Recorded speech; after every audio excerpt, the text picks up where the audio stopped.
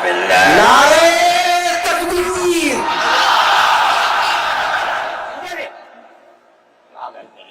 کوئی کام ہی نہیں تمہارا.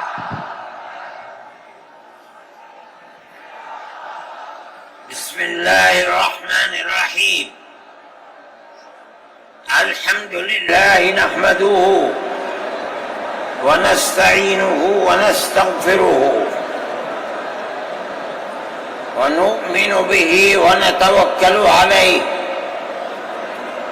ونعوذ باللہ من شرور انفسنا ومن سیئات اعمالنا من يهده الله فلا مضل له ومن يضلله فلا هادي له ونشهد أن لا إله إلا الله وحده لا شريك له ونشهد أن سيدنا ومولانا محمدا عبده ورسوله.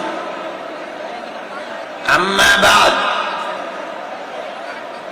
مسلم پرسنل لا بورڈ کے صدر محترم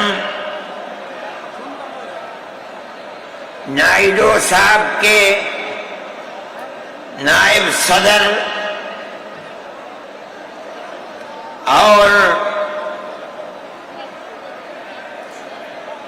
ہمارے مہدی صاحب، دوسرے حضرات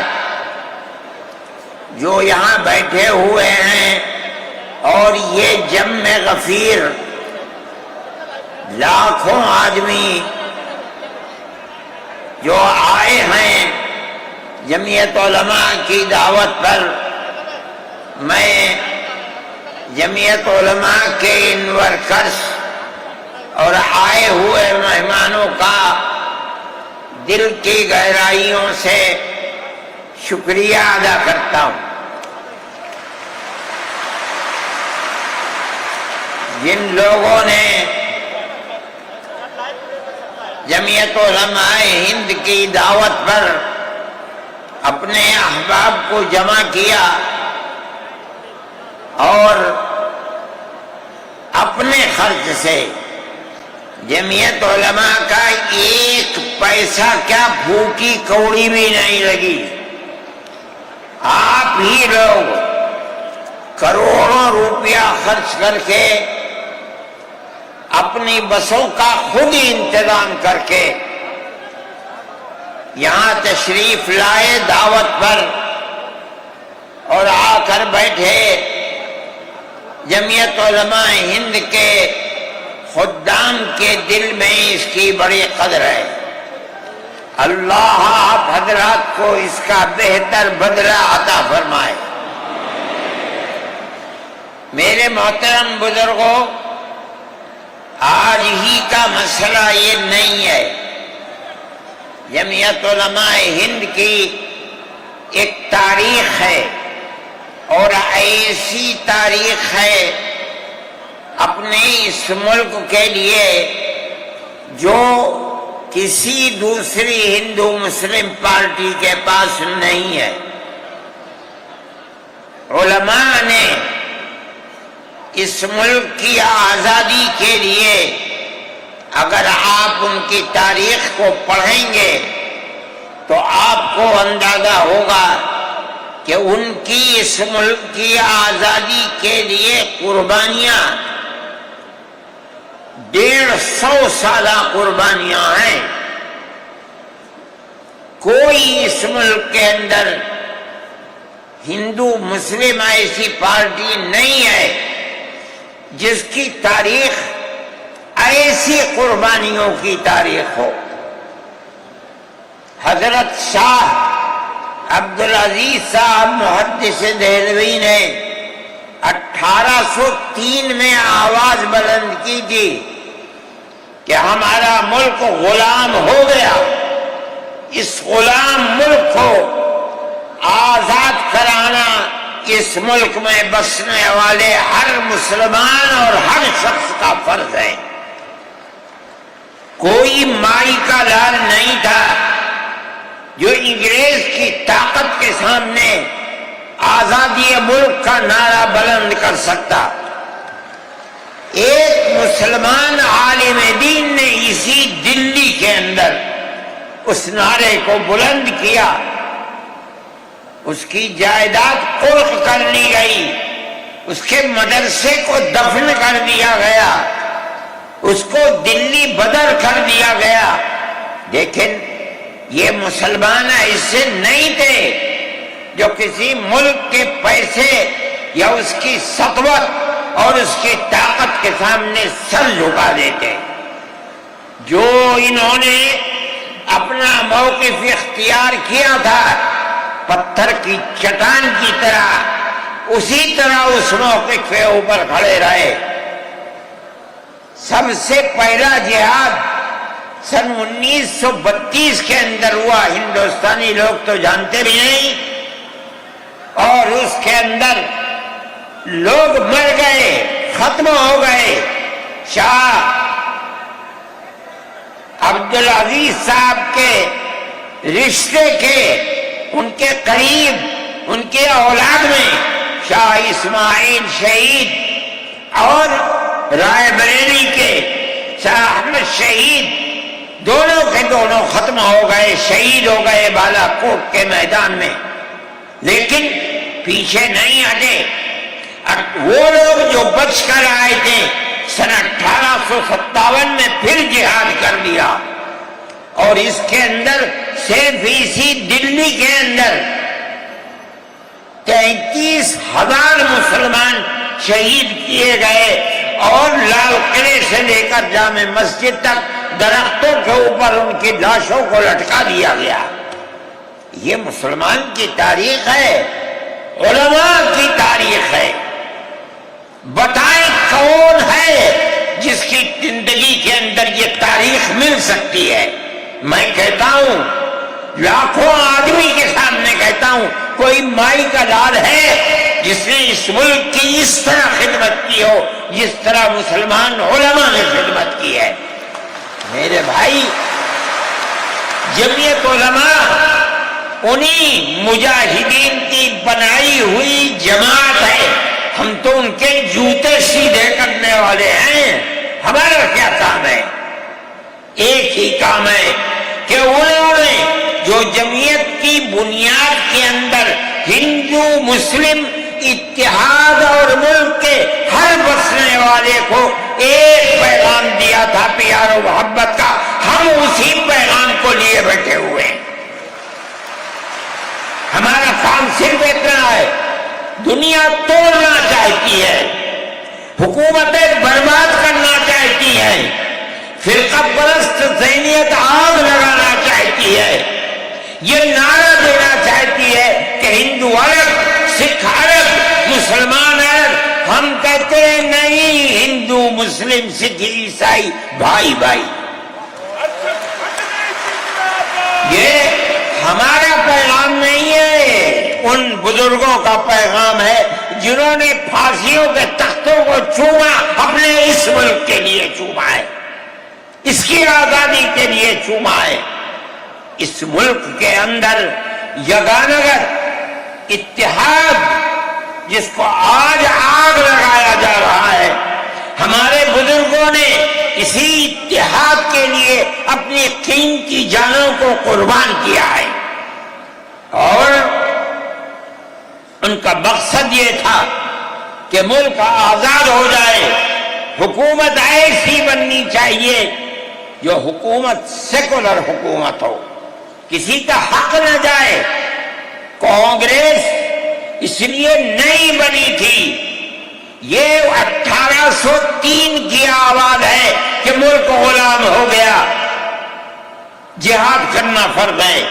کانگریس کا تو وجود بھی نہیں تھا، کانگریس تو 28 دسمبر 1985 کو بنی ہے، اور اس کا پہلا اجلاس بمبئی کے اندر ہوا ہے۔ آپ لوگ سمجھیں اس کو، کانگریس ملک کو آزاد کرانے کے لیے نہیں بنی تھی، کانگریس کی تجویز موجود ہے۔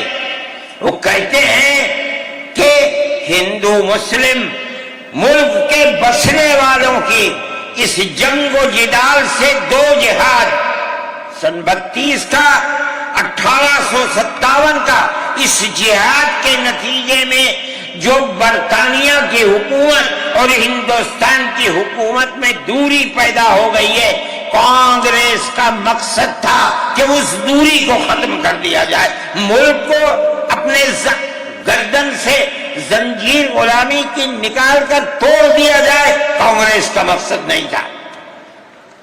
میں آپ سے کہتا ہوں یہ بات ہے اور کانگریس کی تجویز میں موجود ہے، کوئی اس کی تردید نہیں کر سکتا۔ کسی نے حضرت گنگوہی رحمت اللہ علیہ سے پوچھا کہ ایک جماعت بنی ہے جو ہندوؤں نے بنائی ہے انگریز کے ساتھ مل کر، کیا مسلمان اس جماعت میں شریک ہو سکتا ہے؟ حضرت نے فتویٰ دیا اور یہ کہا کہ جس طرح اپنے کاروبار میں ہندو مسلمان شریک ہو سکتا ہے، اسی طرح اس پارٹی کے اندر بھی ہندو مسلمان شریک ہو سکتا ہے، بشرطے کہ دین کو کوئی نقصان نہ پہنچے۔ اس فتوے کا نام ہے نصرت الابرار، جو پرانی مکتبے ہیں، لائبریریاں ہیں، یہ آج بھی وہاں موجود ہے۔ یہ صرف فتویٰ نہیں ہے، یہ اس لیے ہے کہ یہ اشارہ ہے کہ مسلمانوں کو کانگریس کے ساتھ شریک ہونا چاہیے اور کانگریس کے اس نظریے کو بدلنا چاہیے، کانگریس کے اندر مستقل غلامی کی زنجیر کو توڑنے کے لیے اور انگریز کے ساتھ جہاد کرنے کے لیے تیار کرنا چاہیے۔ مسلمان جوق در جوق اس کے اندر شریک ہوئے، کانگریس کے اس نظریے کو بدل دیا اور کانگریس کو ملک کی آزادی کے لیے کھڑا کر دیا۔ یہ مسلمان کا، علماء کا، جمعیت علماء کا کردار ہے۔ کوئی مانے نہ مانے، تاریخ میں لکھی ہوئی چیزیں ہیں، ہم سے پوچھے ہم وہ تاریخ کی لکھی ہوئی چیزیں لیں گے۔ ہماری تاریخ کو مٹا دیا گیا۔ وہ طبقہ جو آج ملک کے اندر اسلام اور مسلمانوں کو دفن کرنا چاہتا ہے، وہ ہماری تاریخ کو دفن کرنے کے اندر کامیاب ہو گیا، مگر ہم کہتے ہیں یہ ہماری تاریخ ہے۔ میرے بھائی، ملک اسی طرح چلتا رہا، جیسے جیسے آزادی قریب آتی رہی، جمعیت علماء ہند وہ تنہا ایک جماعت تھی جو برابر موتی لال نہرو، جواہر لال نہرو، گاندھی جی سے یہ بات کہتی رہی کہ ہمیں ضمانت دو، ہم 143 سال ہیں ہماری زندگی، جہاد کی زندگی، ہمیں یہ ضمانت دو کہ ملک آزاد ہوگا تو اس کا کردار سیکولر کردار ہوگا، دستور سیکولر دستور ہوگا، جس کے اندر ہندو، مسلمان، سکھ، پارسی، عیسائی ہر ایک کو اپنے مذہب کے ساتھ جینے کا حق ہوگا اور حکومت کا کوئی مذہب نہیں ہوگا۔ ہمارے پاس تجویزیں موجود ہیں، برابر ہمیں مفتی کفایت اللہ صاحب جو جمعیت علماء کے اس وقت صدر تھے، نام لے کر ان کے پاس موتی لال نہرو، گاندھی جی، یہ لوگ اپنی ورکنگ کمیٹیوں کی تجاویز بھیجتے ہیں، مفتی صاحب کرم فرما، مفتی صاحب یہ ہے کہ ہمارا ملک جب آزاد ہوگا ہم گارنٹی دیتے ہیں کہ ملک سیکولر ملک ہوگا۔ اس کا کیا مطلب ہے؟ ہمارا کردار، ہمارا مذہب، ہمارا وقت، ہر چیز آزاد رہے گا، مسلمان جس طرح چاہے گا اپنی زندگی گزارے گا، اپنے مذہب کو سینے سے لگا کر زندگی گزارے گا۔ میں یہ بات صرف ہوائی نہیں کہہ رہا ہوں، آپ غور سے اس تحریر کا ایک ایک لفظ سنیں۔ ہری پور ضلع سورت کا اجلاس عام جو 19، 20، 21 فروری 1938 میں 47 میں ملک آزاد ہوا، یہ اجلاس 1938 میں، اس سے بھی 9 سال پہلے، یعنی آج کے مقابلے میں 80 سال پہلے یہ اجلاس ہوا تھا۔ اس کے اندر تجویز دیکھیے آپ، ورکنگ کمیٹی نے 1937 میں اپنی کلکتے کی میٹنگ میں اقلیتوں کے حقوق پر جو تجویز پاس کی تھی، اسے یہ کانگریس منظور کرتی ہے، اس وقت کی بات ہے، اور نئے سرے سے اعلان کرتی ہے کہ ہندوستان کی اقلیتوں کے تمدنی، مذہبی اور لسانی حقوق کی حفاظت کرنا کانگریس کا پہلا فرض اور بنیادی پالیسی ہے، تاکہ حکومت کی کسی بھی ایسی اسکیم میں جس میں کانگریس شریک ہو، اقلیتوں کو ترقی اور نشو و نما کا زیادہ سے زیادہ موقع مل سکے۔ آپ الفاظ پر غور کیجئے، اور وہ قوم کی سیاسی، اقتصادی اور کلچرل زندگی میں پورا حصہ لے سکے۔ اس کے بعد اس بنیاد پر مسلمانوں کو مطمئن رہنا چاہیے کہ آزاد ہندوستان کی حکومت میں ان کا مذہبی فرائض، اذان، نماز، جمعہ، عید، روزہ، حج، زکوٰۃ، مذہبی تبلیغ، مساجد، مقابر، قربانی، مذہبی جلوس، مذہبی جلسے وغیرہ، جملہ مذہبی رسوم اور مذہبی ادارے محفوظ ہوں گے، اور اسی طرح ان کی تہذیب و تمدن، ان کے تعلیمی ادارے، خانقاہیں، امام باڑے، عیدگاہیں، تکیے، کربلائیں، آثار قدیمہ، اوقاف وغیرہ سب محفوظ ہوں گے، اور اسی طرح ان کی زبان، ان کی شاعری، رسم الخط وغیرہ سب کے سب آزاد اور محفوظ ہوں گے، کسی پر کوئی رکاوٹ اور قید نہ ہوگی۔ جو میں آپ سے کہہ رہا ہوں، آپ دیکھیے، یو پی کانگریس کا شائع کردہ election board, National Herald press, Lucknow, 1946 کے اندر، شاید 10 فروری میں نے نقل کیا ہے، وہ مٹا ہوا تھا، اس کے اندر یہ بلیٹن شائع ہوا ہے۔ میں کہتا ہوں کہ ہندوستان کی جمعیت علماء کے بار بار کھچوٹے لگانے پر وعدہ کرو کہ ملک سیکولر ملک ہے، وہ وعدہ کرتے چلتے ہیں۔ میں آج آپ سے پوچھتا ہوں کہ اس میں سب سے پہلی چیز ہے کہ مسلمانوں کا مذہب اور مذہبی فرائض محفوظ رہیں گے۔ آج میں پوچھتا ہوں، ملک کی آزادی کو 70-80 سال ہو رہے ہیں، بتائیے کیا محفوظ ہے مسلمانوں کا؟ آپ مذہب محفوظ ہے مسلمانوں کا؟ کیا آپ نے مسلمان مذہب کا مسئلہ قرآن و حدیث سے ثابت ہے؟ آپ جو کچھ کر سکتے تھے آپ نے نکاح اور طلاق کے اندر کر دیا، مذہب کا محفوظ ہے؟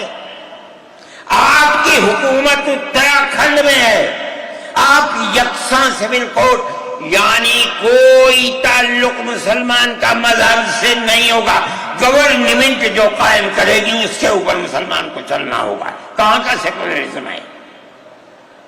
کیا مسلمان اس پر اطمینان کر سکتا ہے؟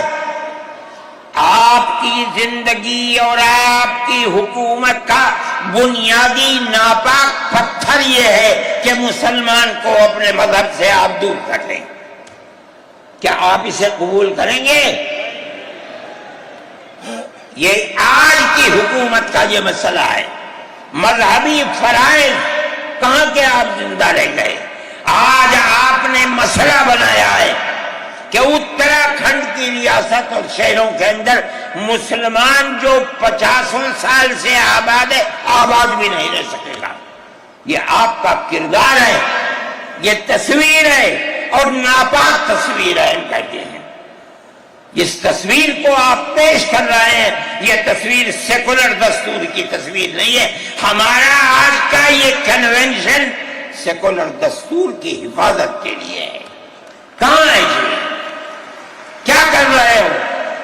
اس ملک کو، ملک میں رہنے والوں کے لیے جہنم بنا رہے ہو. جمعیت علماء اس کو قبول نہیں کرتی. ہم تو کہہ رہے ہیں اس بات کو، کسی کی زبان اٹھتی ہو یا نہ اٹھتی ہو، لیکن ہم کہتے ہیں کہ جو ہو رہا ہے وہ ملک کو آگ لگانے کے لیے، دستور کو آگ لگانے کے لیے ہو رہا ہے. جمعیت علماء اسے قبول نہیں کرے گی.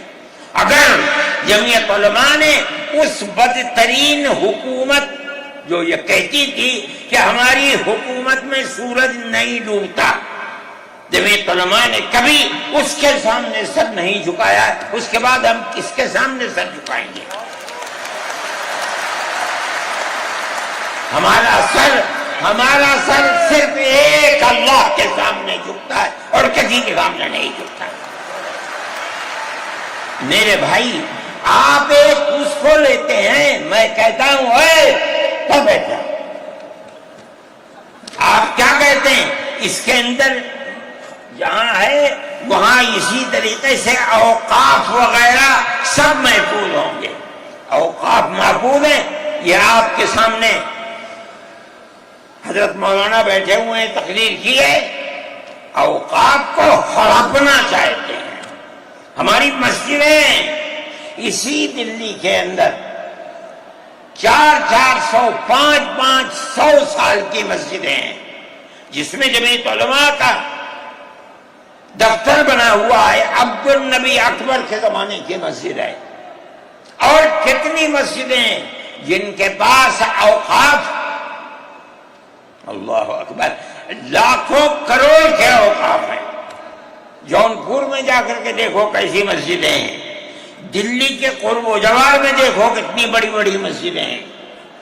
ہندوستان کا وہ طبقہ جو ان مساجد کے اوقاف کو ہڑپ کرنا چاہتا ہے، کہتا ہے اگر کسی وقف زمین یا مسجد یا کسی بھی چیز کے کاغذات وقف کے نہیں آئے اس کو وقف نہیں مانا جائے گا. کون 500 سال پرانے کاغذات لا کر کے پیش کر دے گا؟ قانون یہ تھا کہ جو مسجد بنی ہے، جو وقف پر بنتی ہے وہ وقف ہے. آپ کو کیا درد ہے کہ آپ اس اوقاف کو وقف کو ختم کرتے ہیں؟ اس کا مطلب ہے مسلمانوں کی زمین کو ہڑپ کرنا چاہتے ہو، حرام کھانا چاہتے ہو، اس لیے ان اوقاف کو ہڑپ کرنا چاہتے ہو. ہم اس کو قبول نہیں کرتے. اوقاف ہمارے آباء و اجداد کے کیے ہوئے ہیں. اوقاف اللہ کی ملکیت میں دیے ہوئے ہیں. مسجدیں بنی ہوئی ہیں، آپ ان کی حفاظت کیجیے. اس لیے کہ ہم اس ملک کے رہنے والے ہیں، ہم باہر سے آئے ہوئے نہیں ہیں. اگر ہندو گوجر ہے مسلمان بھی گوجر ہے، اگر ہندو جاٹ ہے مسلمان بھی جاٹ ہے، اگر ہندو راجپوت ہے مسلمان بھی راجپوت ہے. جاؤ دیکھو کشمیر کے اندر اگر ہندو برہمن ہے مسلمان بھی برہمن ہے. ہم اسی ملک کے رہنے والے ہیں. کسی کو اچھا لگا یہ مذہب وہ اس مذہب میں چلا گیا، کسی کو یہ مذہب اچھا لگا وہ اس مذہب میں چلا گیا. کیا مذہب کی بنیاد پر اس ملک کے اندر آپ ہمیں جینے کا حق نہیں دیں گے؟ ہم اپنے جینے کا حق کو لیں گے. آپ نے جس سیاست کو اختیار کیا، آپ 2 الیکشن پہلے دیکھیے کس قوت کے ساتھ بی جے پی آئی تھی. آپ نے جس پالیسی کو اختیار کیا، سیکولرزم کو آگ لگانی چاہیے، اس کا نتیجہ اس الیکشن میں کیا ہوا؟ بی جے پی ہار گئی. میں کہتا ہوں کہ اگر چندرا بابو نائیڈو کی بیساکھی نہ ہوتی اور ادھر نتیش کمار کی بیساکھی نہ ہوتی تو بی جے پی گورنمنٹ نہیں بنا سکتی تھی۔ کیوں ہوا؟ وہ جو 14 سال پہلے اتنی قوت کے ساتھ آئی تھی کہ لگتا تھا کسی دوسری جماعت کا چراغ ہی نہیں جل رہا ہے، وہ چراغ آج بجھ کیسے گیا؟ اس پالیسی کی وجہ سے۔ ملک کی پالیسی اگر بھائی بھائی کی ہوگی ملک زندہ رہے گا۔ ایک باپ کی اولاد 5 4 3 اگر پیار و محبت کے ساتھ رہیں گے وہ گھر آباد رہے گا، اگر دشمنی ہوگی سب برباد ہو جائیں گے۔ ہماری یہ پالیسی ہے کہ ہندو، مسلمان، سکھ، عیسائی سب ایک دوسرے کے ساتھ بھائی بھائی ہیں۔ آپ اس پالیسی کو کیوں مخالفت کرتے ہیں؟ ہم اسی طرح چلتے ہیں۔ جمعیت علماء ہند کا یہی کردار ہے، جمعیت علماء ہند آج بھی یہی کرتی ہے۔ میں نے ابھی چند مہینے ہوئے میوات کے اندر لوگ لٹ گئے، پس گئے، ان کو جمع کیا، ہم نے ان سب کو 1 لاکھ یا 2 لاکھ روپے دیے جا کر کے، مسلمان بھی تھے ہندو بھی تھے، ہم نے ان کو دیا، وہ خوش ہو گئے۔ ہم ہر سال تقریباً 1.5 کروڑ روپے دیتے ہیں بچوں کو جو پڑھنے والے ہوتے ہیں، جو غریب ہوتے ہیں، اونچی تعلیم کے لیے۔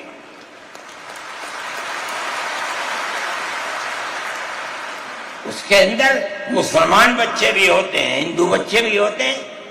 جمعیت علماء ہر ایک کی مدد کرتی ہے، پڑھیں، ملک کے لیے کام کریں۔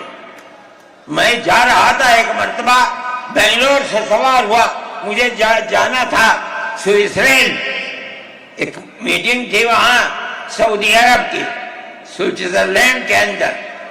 میں جب گیا جہاز کے اندر، صبح ہوئی تو میں نے چائے وائے پی، میرے پاس جو پائلٹ تھا چلانے والا وہ آیا، میرا شکریہ ادا کرنے لگا، آپ نے بڑی محبت کے ساتھ۔ میں نے سوچا کیا بات ہے، کیا آپ کیوں؟ کہنے لگے کہ مجھے اس جگہ تک پہنچنے میں جمعیت علماء اگر مدد نہ کرتی میں نے کچھ کر سکتا تھا۔ مجھے حیرت ہو گئی کہ کیا بات ہے یہ، ہم ہر ایک کی مدد کرتے ہیں۔ کیرلا کے اندر سیلاب آیا، لوگ لٹ گئے، مر گئے، ہم نے مکانات کی مرمت کی، ہم نے مکانات کو اثر نو بنوایا بھی، میں نے چابیاں بھی دی، اور تمام میڈیا نے اس کو دکھلایا۔ ہندو بھی تھے، مسلمان بھی تھے، ہندو عورتیں بھی تھیں جن کے ہاتھ میں نے چابی دی ہے۔ جمعیت علماء کا یہ کردار ہے۔ ہمارے بزرگوں نے متحدہ قومیت کتابیں شائع کی ہیں، اس کا مطلب ہے کہ ہندوستان کی قوم مذہب کی بنیاد پر نہیں بٹے گی، جو ہندوستان میں رہتا ہے ان سب کی ایک ہی قوم ہے، مذہب کی بنیاد پر قومیں تقسیم نہیں ہوں گی۔ یہ ہمارا کردار ہے، ہم اس کردار پر زندہ ہیں اور اسی پر چلتے ہیں۔ صحیح ہے، یہ ملک کے اندر جو پالیسی چل رہی ہے کہ ان کو مار دو، ان کو گرا دو، ان کو، آسام کے اندر یہ پالیسی آج سے نہیں سن 12 سے چل رہی ہے۔ جمعیت علماء تنہا جماعت ہے ملک کے اندر جو آسامیوں کے مسائل کو جانتی ہے۔ یہاں سے رہنے والے، ان کی زبان اور ہے، ان کا کلچر اور ہے، بہت دور ہے، دنیا کے آخر میں رہتے ہیں، کون جانتا ہے ان کے مسائل کو؟ تنہا جمعیت علماء ہے جو ان کے مسائل سے دلچسپی لیتی ہے، گھستی ہے، کروڑوں روپیہ خرچ کرتی ہے۔ یہ ایک مسئلہ تھا، اس سے پہلے ایک اور مسئلہ تھا، کہا گیا کہ پنچایت اگر کسی کو آسام میں یہ سرٹیفکیٹ دیتی ہے کہ یہ ہندوستانی ہے تو وہ سرٹیفکیٹ نامقبول ہوگا۔ 47 لاکھ آدمی اس سے متاثر تھے۔ جو پھر کپرست پارٹی تھی وہ کہتی تھی کہ پنچایت کے سرٹیفکیٹ کو قبول نہ کیا جائے۔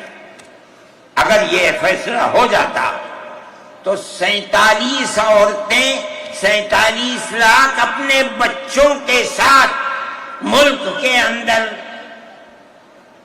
بھیک مانگنے والوں کی زندگی بسر کرتے. ہم نے سپریم کورٹ کے اندر اس کو چیلنج کیا.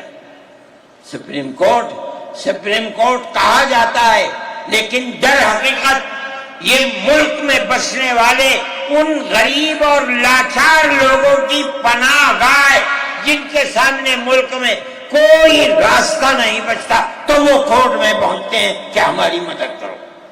ہم پہنچ گئے، اپنے لیے نہیں، ان غریبوں کے لیے پہنچے جو 47 لاکھ تھے.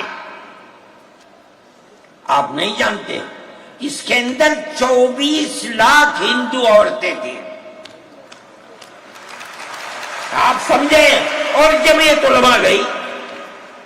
میں بہت پریشان تھا کہ الہ العالمین کوئی مدد کرنے والا علاوہ تیرے کوئی مدد کرنے والا نہیں ہے. میں اللہ کا فضل کرتا ہوں کہ جو کورٹ اور وہیں کا وکیل چیف جسٹس تھا آسامی کا تھا. مجھے خطرہ تھا کہیں یہ آسامیوں کے ساتھ نہ چلا جائے، گورنمنٹ کے ساتھ نہ چلا جائے. اللہ کی قدرت ہے کہ فیصلہ یہ آیا کہ وہ سرٹیفکیٹ جو پنچایت نے دیا قبول کیا جائے گا. میں نے کہا کہ مجھے اپنی زندگی میں کبھی اتنی خوشی نہیں ملی جتنا آج اس فیصلے سے خوشی ہوئی ہے. کیوں؟ صرف مسلمان کے لیے نہیں، یہ ہمارا کردار ہے جو ہمیں اپنے بزرگوں سے ملا ہے، جو جمعیت علماء کی اساس ہے، یہ ان کا کردار تھا. ہم نے اس کی سراہنا کی. اس کے بعد دوسرا مسئلہ آ گیا. دیکھیے، سمجھیے مسئلے کو. سارے ہندوستان کے اندر قانون یہ ہے کہ جو سب سے پہلی مردم شماری سن 47 میں ملک آزاد ہوا، سن 51 کے اندر پہلی مردم شماری ہے. جس کا نام اس مردم شماری میں ہے وہ ہندوستان ہے.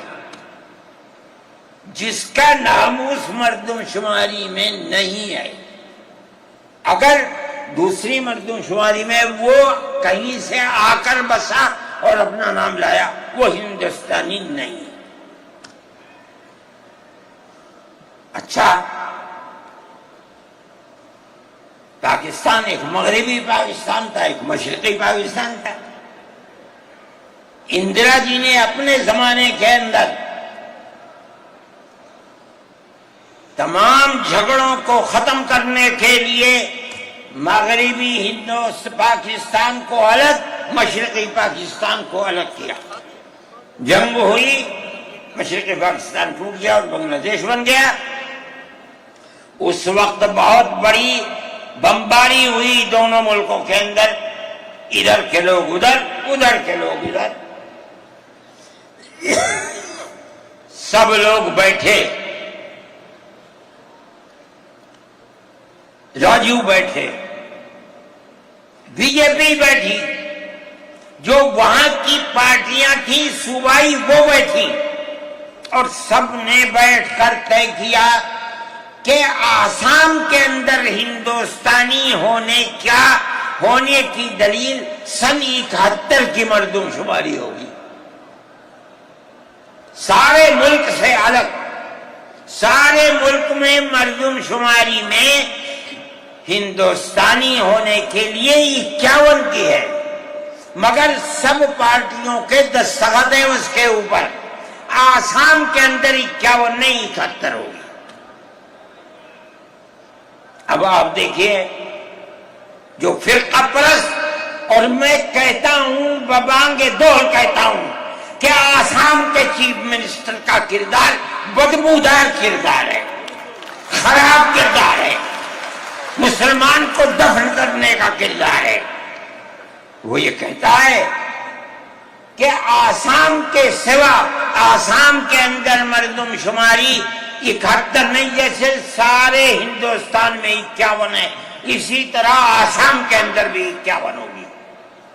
آپ سمجھتے ہیں اس کا اثر؟ آج اس کا اثر یہ ہوگا کہ اگر 71 ٹوٹ جائے اور 51 پر آ جائے تو آسام کے اندر 1.5 کروڑ بچے اور بڑے سب ہندوستان سے باہر ہو جائیں، کہاں جائیں گے؟ صرف مسلمان کی مخالفت، کھانا ہضم نہیں ہوتا ہے بغیر مسلمان کی بربادی کے۔ کوئی نہیں تھا، تنہا جمعیت علماء تھی۔ اس کے اندر بڑا کردار ہے مولانا مشتاق انور کا، جو جمعیت علماء آسام کے صدر ہیں۔ وہ میرے ساتھ شانہ بشانہ کھڑے رہے اور 12 سال سے زیادہ مقدمہ لڑا، کروڑوں روپیہ اس کے اوپر خرچ کیا گیا۔ یہ خدا کی قدرت ہے، آج آیا تو یہ طے کر دیا گیا کہ 51 نہیں، آسام میں 71 ہی بنیاد بنے گا۔ اس کا کیا مطلب ہے کہ آپ نے آسام کی 80 لاکھ کی آبادی کو زندہ کر دیا جو موت کے کنارے پر کھڑی ہوئی تھی۔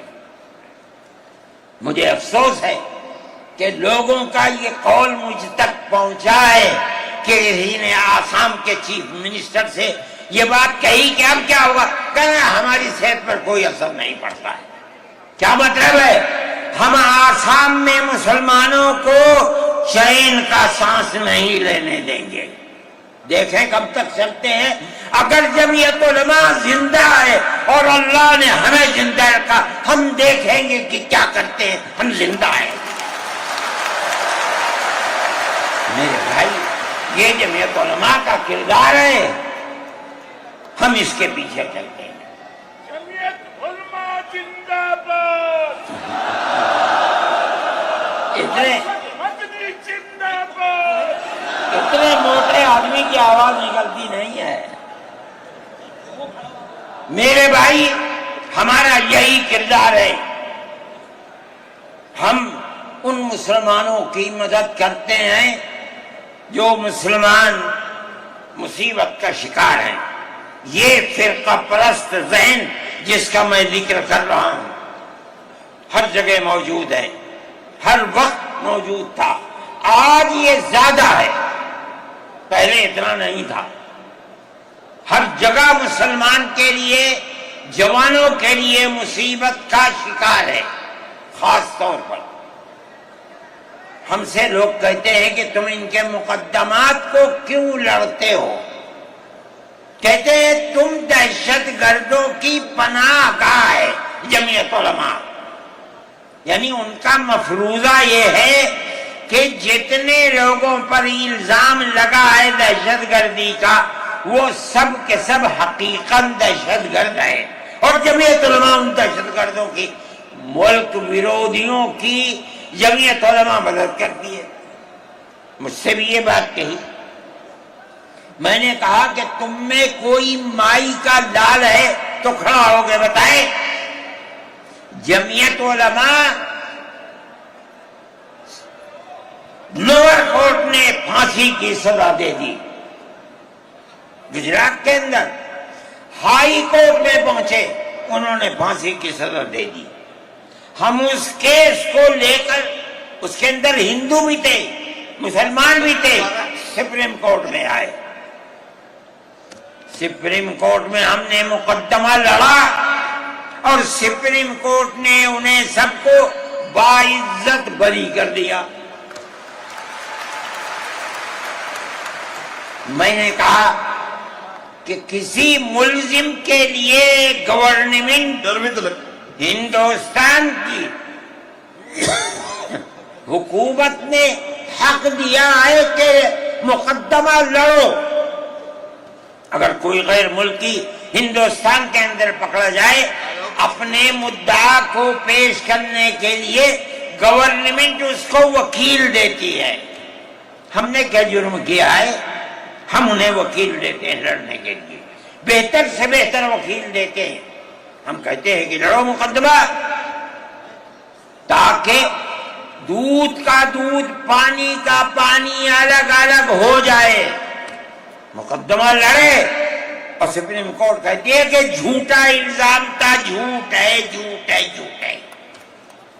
ملک کے اندر فرقہ پرستی ہے, دشمنی ہے, ہر طبقے کے اندر ہے. کوئی بھی طبقہ پولیس کا ہو, انتظامیہ کا ہو, کسی کے اوپر جو چاہے الزام لگا دے. جمعیت علماء آج بھی جو کیس لڑ رہی ہے 1050 کیس ہیں جو lower court, high court, supreme court کے اندر لڑ رہی ہے. 1050 کیس ہیں اور اس کے اندر 850 ملزم ہیں. ہم لڑتے ہیں مقدمہ, ہم یہ سمجھتے ہیں کہ آپ جس کو ہائی کورٹ سپریم کورٹ تک یہ ثابت کر دیں کہ یہ ملزم ہیں, انہوں نے دیش کے ساتھ ویرودھ کیا ہے, ثابت ہو جائے, ہمارا کوئی تعلق اس سے نہیں ہے. جب تک ثابت نہ ہو, پولیس کے کہنے سے یا کسی راستے پر چلنے والے کے یہ کہنے سے کہ یہ دیش ویرودھی ہیں, ہم اسے دیش ویرودھی تھوڑے ہی مان لیں گے. ہم جاتے ہیں ہائی کورٹ سپریم کورٹ میں جاتے ہیں اور ہم دودھ کا دودھ, پانی کا پانی کرنا چاہتے ہیں, ہمیں آزادی مل جاتی ہے. بتائیے جمعیت علماء ہند, جمعیت علماء ہند, نعرہ تکبیر, نعرہ تکبیر. جمعیت علماء ہند, حضرت مولانا سعید ارشد مدنی صاحب. جمعیت علماء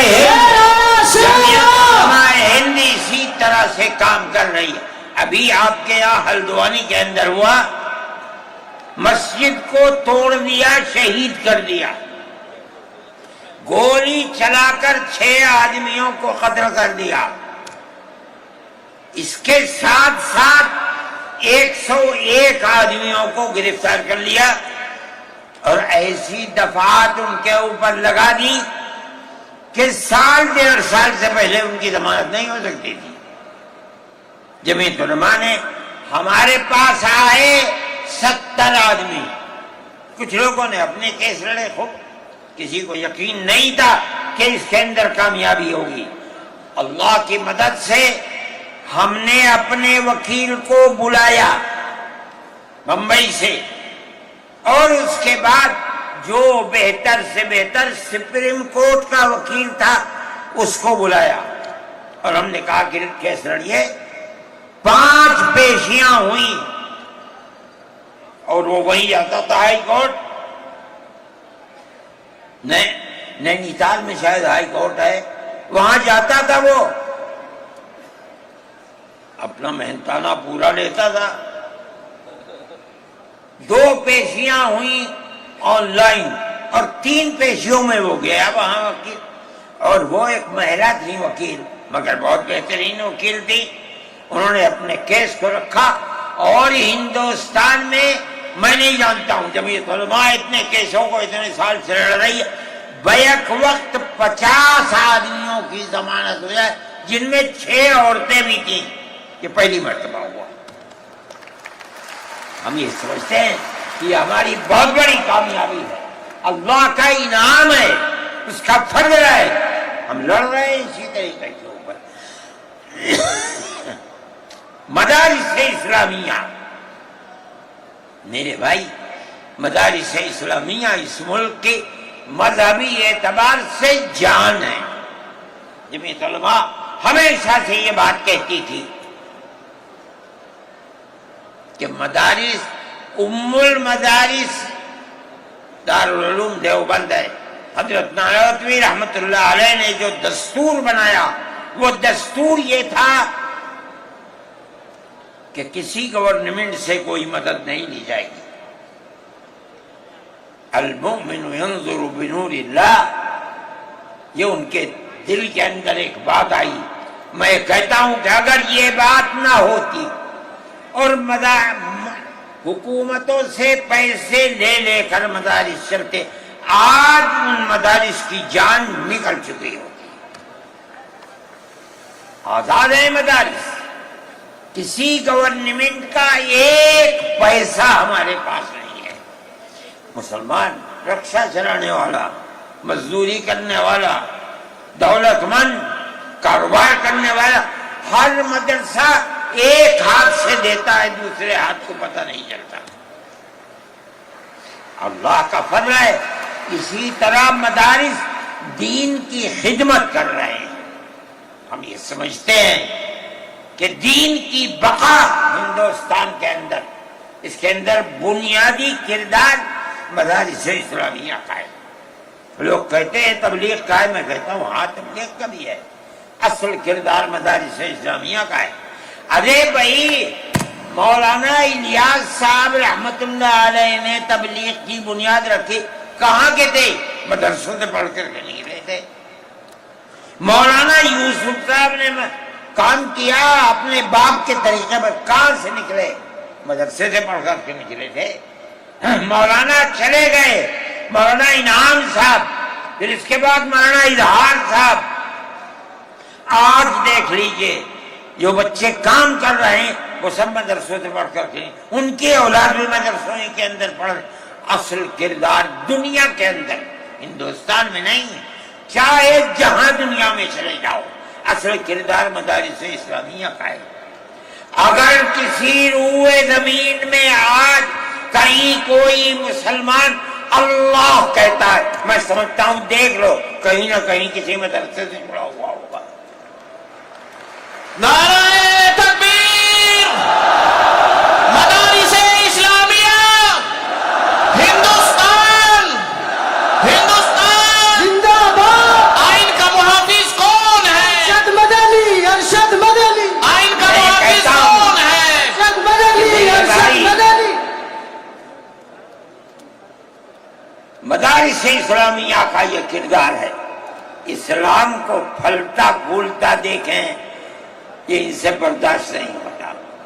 مگر یاد رکھیں کہ اللہ کا یہ چراغ نہیں بجھے گا، اسے بجھانے والے بجھ جائیں گے۔ نعرہ تکبیر! آج سے نہیں 1400 سال سے اسلام کی یہی تصویر ہے کہ یطفئون نور اللہ بافواہہم ویأبی اللہ الا ان یتم نورہ۔ اللہ کے چراغ کو پھونک سے بجھانا چاہتے ہیں، اللہ انکار کرتا ہے نہیں، یہ چراغ مکمل ہو کر کے رہے گا۔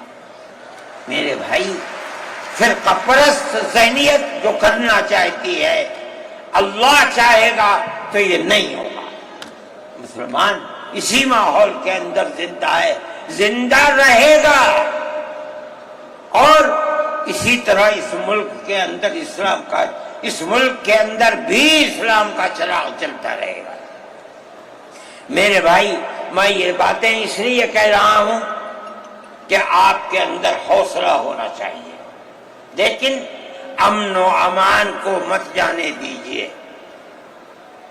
مسلمان مر جائے ٹھیک ہے، مگر امن و امان ختم نہیں ہونا چاہیے۔ میں نے، ٹھیک ہے، اسلام کو نہیں مانتا آدمی، اللہ کو نہیں مانتا، اللہ کو برا بھلا کہتا ہے۔ ہمارے آقا ہمارے سر اور آنکھوں پر ان کے جوتے ہیں، ہم ان کو اللہ کے بعد دوسری شخصیت سمجھتے ہیں۔ جو نہیں مانتا وہ ان کو برا بھلا کہتا ہے، کہے، لیکن نقض امن کے لیے کہے، ہم یہ سمجھتے ہیں کہ ہندوستان کے قانون کے خلاف ہے۔ یہ فرقہ پرستی ہے کہ اس کو تو نظر بند کر دیا جائے، کسی جگہ چھپا دیا جائے، اور وہ جو احتجاج کریں ان سے جیلوں کو بھر دیا جائے۔ ہم سمجھتے ہیں کہ یہ خود ایسا کرنے والوں کی فرقہ پرستی ہے، ہم اس کو قبول نہیں کرتے۔ اس لیے میرے بھائی، آنے والے دنوں کے اندر یہ بات طے ہوگی کہ اس سلسلے کے اندر کیا کیا جائے۔ ہم اس کو نقض امن سمجھتے ہیں۔ آپ ایسا کرنے والوں پر نقض امن کی بنیاد نہ بنائیں، اور وہ جو گھروں سے باہر نکلے ان پر نقض امن کی بنیاد۔ آج بنگلور کے اندر جو یہ واقعہ 3 سال پہلے ہوا تھا، جو کرنے والا تھا وہ آزاد پھر رہا ہے، اور میں سمجھتا ہوں کہ 63 یا 64 لوگ 3 سال سے جیلوں کے اندر پڑے ہوئے ہیں، صرف اس لیے کہ جو نقض امن کرنے والا ہے اسے تو آپ نے آزاد چھوڑ دیا، اور جو احتجاج کرنے والے تھے ان سے آپ کو جیل میں بھر دیا۔ ہم اس چیز کو اس ملک کے امن کے خلاف سمجھتے ہیں۔ میرے بھائی، بلڈوزر چلانا یہ بھی ایک چیز تھی۔ آپ قانون کے خلاف ہونے پر بلڈوزر چلاتے ہیں، چاہے ہندو کا گھر ہو، چاہے مسلمان کا گھر ہو، چاہے عیسائی کا گھر ہو، ہم اسے بھی برا سمجھتے ہیں۔ آپ نوٹس دیجئے، چند دن کی مہلت دیجئے، کل آپ نے نوٹس لگایا آج لگا دیں، خراب ہے، لیکن آپ دیکھ لیجئے 95% گھر مسلمانوں کے ہیں، پوری روڈ کے اوپر جہاں مکانات کہتے ہیں کہ اپنی جگہ سے بڑھے ہوئے ہیں، مسلمانوں کے بھی ہیں، ہندوؤں کے بھی مکانات ہیں، آپ صرف مسلمان کے مکان توڑ دیں۔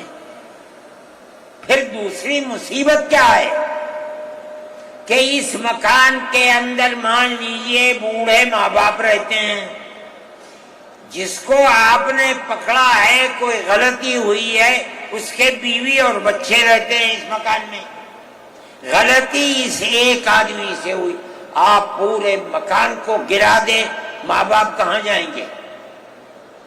ایسے مکانات کو گرا دیا جس میں وہ کرائے پر رہتے تھے، وہ ان کا مکان بھی نہیں، آپ نے گرا دیا۔ ہم اس کے خلاف، ہم یہ سمجھتے ہیں کہ گورنمنٹ کا یہ عمل ملک کے دستور اور آئین کے خلاف ہے۔ اس لیے جمعیت علماء ان تمام چیزوں کے اوپر نکیر کرتی ہے، اور ہم یہ سمجھتے ہیں کہ اگر یہ ملک زندہ رہے گا تو اخوت و ہمدردی اور پیار و محبت کے ساتھ زندہ رہے گا۔ جمعیت علماء کی یہ پالیسی ہے، ہم سب کو ساتھ لے کر چلتے ہیں، کسی کی مخالفت نہیں۔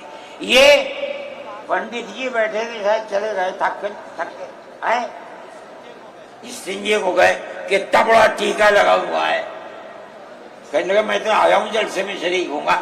میں نے کہا کوئی دیکھے گا تو کیا کہے گا؟ لگا جی کہنے دے، جو چاہے کہے، میرے تعلقات سب سے ہیں، میں ہر ایک سے اپنے تعلقات، چاہے کوئی ہندو ہو چاہے مسلمان ہو، میں نے اپنے بچپن میں دیکھا ہے کہ حضرت رحمت اللہ علیہ کے پاس ہندو بھی آتے تھے، مسلمان بھی آتے تھے۔ میں نے یہ بھی دیکھا ہے کہ ایک گاؤں کے اندر جبیرن میں حضرت کار سے جا رہے تھے، میں بیٹھ گیا، وہاں جا کے میں نے دیکھا کہ ایک ہندو جو اس گاؤں کا پڑھا لکھا آدمی تھا، ہو سکتا ہے حضرت کے ساتھ کہیں جیل میں ہو، اس کے یہاں اس زمانے کے اندر جب پانی نکالنے کے لیے انجن کا رواج نہیں تھا، اس نے لگایا اور حضرت کو بلایا تھا کہ حضرت اس کے اندر بسم اللہ کر کے شروع کر دیں۔ حضرت کا بڑھاپا تھا، وہ اسے چلانے، تو وہ بھی لگا اور بھی لوگ لگے اور حضرت بھی لگے اور اسے چلایا اور پانی نکلنے لگا۔ یہ تعلقات تھے، ہم آج بھی اسی کے اوپر قائم ہیں۔ بغیر پیار و محبت کے ملک نہیں چلے گا، آپ کو یہ چلانا پڑے گا۔ آپ اسلام اور مسلمان کی مخالفت کریں اور اسے برباد کریں، یہ چیز نہیں چلے گی۔ میں اس سلسلے کے اندر جو گٹھ بندھن کی پالیسی ہے میں اس کو اچھا سمجھتا ہوں۔ ایک طرف تو یہ کردار ہے گورنمنٹ کا جو آپ کے سامنے پیش کیا جا رہا ہے، دوسری چیز الیکشن کے زمانے کے اندر جو انڈیا گٹھ بندھن نے اپنا مینیفیسٹو شائع کیا، میرے پاس یہ چیز پہنچی کہ راہل گاندھی جی نے یہ کہا ہے کہ ہماری حکومت اگر بنے گی تو ہم ہر اقلیت کو اپنے مذہب کے اوپر چلنے کی آزادی دیں گے۔ میں نے ان کی اس بات کو قدر کی نظر سے دیکھا اور میں نے یہ اعلان کیا کہ اس اعلان کے بعد مسلمان کو اس گٹھ بندھن کی جس میں رہ کر اس کو آزادی ملتی ہے اپنے مذہب کی، اس کو ووٹ دینا اپنے ملک اپنے دین کی حفاظت کے مرادف ہے۔ اور مجھے بڑی خوشی ہے کہ سارے ہندوستان کے مسلمانوں نے ایک جٹ ہو کر کے گٹھ بندھن کو ووٹ دیا، اور گٹھ بندھن اس طرح سے آگے نکلا اور بی جے پی ہار گئی۔ میرے بھائی، یہ جمعیت علماء کی پالیسی ہے، اور جمعیت علماء اس پالیسی کے اوپر زندہ ہے۔ مسئلہ فلسطین کا ہے، بڑی عجیب بات ہے۔ فلسطین آزاد ملک ہے، حقیقت یہ ہے۔ آپ یہ دیکھیے، جب دولت عثمانیہ کو دنیا کی بڑی طاقتوں نے مل کر ختم کیا اور خلافت اسلامیہ ترک میں ختم ہو گئی، تو امریکہ، روس، برطانیہ، انہوں نے مل کر ایک یہودی حکومت قائم کی، اسرائیل کہتے ہیں۔ اس کی ایک حدود اربع تھی، اس کے اندر فلسطین یعنی بیت المقدس نہیں تھا۔ جب وہاں اسرائیل ہو گیا، امریکہ اس کا سرپرست بن گیا۔ اب اسرائیل نے آگے بڑھ کر فلسطین کے اندر اپنے پیر جمائے اور بیت المقدس کو لینا چاہا۔ نتیجہ یہ ہوا کہ جب ہوئی اردن کے اندر اور بیت المقدس پر بھی قبضہ کیا اور اس کے ساتھ ساتھ فلسطینیوں کو غلام بنایا۔ ابھی دل نہیں تھما، تھوڑے دنوں کے بعد پھر آگے بڑھا اور گولان کی وہ پہاڑیاں جو شام کے اندر تھی ان کے اوپر قبضہ کر لیا۔ جس دن پہلا حملہ بولا فلسطینیوں نے، ہمارے ملک کے پرائم منسٹر نے یہ کہا کہ یہ دہشت گرد ہیں۔ مجھے بڑا افسوس ہوا کہ یہ تاریخ بھی دنیا کی نہیں جانتے۔ ایسا لگتا ہے جیسے ہی انہوں نے دنیا کو دیکھا ہی نہیں۔ میں نے اعلان دیا، میں نے یہ کہا کہ جو یہ کہتے ہیں کہ یہ دہشت گرد ہیں، اگر یہ دہشت گرد ہیں اور غلامی کی زنجیروں کو توڑنا یہ دہشت گردی ہے، گاندھی جی بھی دہشت گرد تھے، نہرو بھی دہشت گرد تھے، ہمارے اکابر بھی دہشت گرد تھے۔ یہ ایسی بات ہے جس کی کوئی تعبیر نہیں ہو سکتی۔ اللہ کا فضل ہے، اس کے بعد سے آج تک کبھی یہ نہیں کہا گیا کہ دہشت گرد ہے۔ لیکن مجھے افسوس ہے، میں نہیں مانتا ہوں اس بات کو، لیکن ہندوستان کی یہ غلط پالیسی اگر ہے۔ میں گیا عرب تو میں نے لوگوں سے سنا کہ ہندوستان کا بارود فلسطینیوں کے مارنے کے لیے اسرائیل میں ہو رہا ہے استعمال۔ کہنے والوں نے کہا کہ ہندوستان کے فوجی بھی اسرائیل کے ساتھ لڑ رہے ہیں۔ میں اس کی تصدیق نہیں کر سکا ہوں، اتنے میں بات نہیں، مگر میں یہ کہتا ہوں کہ کھل کر پالیسی ہونی چاہیے۔ آپ اگر فلسطینیوں کے قتل عام پر بازی امریکہ کی طرح کہیے کہ ہماری فوجیں اسرائیل کے ساتھ، آپ بھی کہیے کہ ہماری فوجیں لڑ رہی ہیں، اور اگر نہیں ہے اپنے دامن کو پاک کیجیے۔ میں یہ سمجھتا ہوں کہ اس طرح کا قتل عام کہ ساری دنیا ایک طرف کھڑی ہوئی ہے، لیکن یہودی طاقت کے ساتھ کیونکہ سر پر امریکہ ہے، تجویز آتی ہیں اسرائیل کے، نہیں، اسرائیل کے خلاف نمبر 2 پر ہے۔ سب سے پہلی تجویز امریکہ کے خلاف آنی چاہیے، اس لیے کہ جو بم برس رہے ہیں وہ امریکہ کے ہیں، جو فوج لڑ رہی ہے وہ امریکہ کی ہے۔ اسرائیل کے پاس کتنا ہے؟ جو طاقت ہے وہ بڑی طاقتوں کی دین ہے۔ اسی بنیاد کے اوپر ساری دنیا کے اندر احتجاج ہو رہا ہے، مگر وہ احتجاج قابل توجہ نہیں ہے۔ جمعیت علماء ان مسائل کو سمجھتی ہے۔ ہم نے اپنی بات آپ سے کہی ہے مسلمان اپنے نظریات، اپنے خیالات کو صحیح کرے اور اس نہج کے اوپر چلے۔ میں پھر کہتا ہوں، آپ ہندو مسلم اتحاد، آپ جس گاؤں میں ہیں وہاں اتحاد رکھیے، اپنے کھیت میں ہیں وہاں اتحاد رکھیے، بازار میں بیٹھے ہیں وہاں اتحاد رکھیے، جہاں دنیا کے اندر ہے مذہب کی بنیاد پر نہیں، ہندو مسلم بھائی بھائی اسی اتحاد کی بنیاد کے اوپر چلیے۔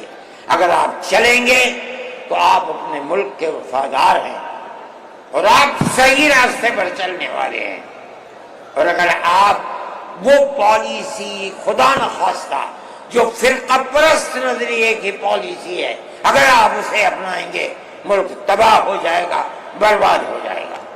میں انہی نظریات کے ساتھ آپ حضرات سے اجازت لیتا ہوں اور اپنے ان احباب کا شکریہ ادا کرتا ہوں جنہوں نے توجہ دلا کر گھر گھر جا کر اپنے بھائیوں کو اس اجلاس میں آنے کے لیے آمادہ کیا ہے، جمعیت علماء کا پیغام پہنچایا ہے، اور ان لوگوں نے یہاں آ کر اس اجلاس کی رونق کو بڑھایا۔ میں شہر دلی کے ان لوگوں کو جنہوں نے 25,000 لوگوں کو جو سیدھے رام لیلا گراؤنڈ میں پہنچے تھے ان کے ناشتے کا بندوبست کیا، اور جمعیت علماء کے آواز پر آنے والوں کے لیے محبت کا معاملہ کیا، میں ان کو بھی دلی شکریہ ادا کرتا ہوں۔ وآخر دعوانا